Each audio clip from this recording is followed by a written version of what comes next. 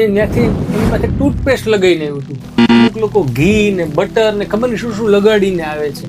તો આવી પરિસ્થિતિમાં ક્યારેય તમારે કાંઈ ટૂથપેસ્ટ કે એવું કંઈ લગાવવાનું બિલકુલ નથી. એનો કાંઈ રોલ નથી, ઉલટાનું વધુ નુકસાન પહોંચાડે છે. તમારે જે સ્ટેપ મેં કીધા ને એટલા જ કરવાના છે. આડી અવડી વસ્તુ બિલકુલ નથી જ કરવાની. અને અમુક લોકો છે ને આમ હવા કરવા અને બે જણને દેખાડ, જો આપણે હાથમાં બોમ્બ ફોડી નાખીએ, બરાબર, હાથમાં હું ફટાકડા ફોડી નાખું, તો આવા પ્રયત્નો બિલકુલ ના કરતા, બરાબર છે.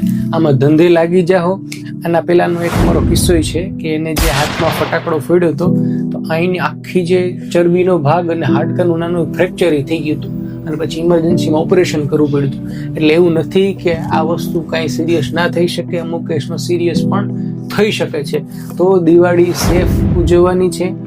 ફટાકડા ફોડો, બરાબર, માણાની જેમ ફોડો, બરાબર છે.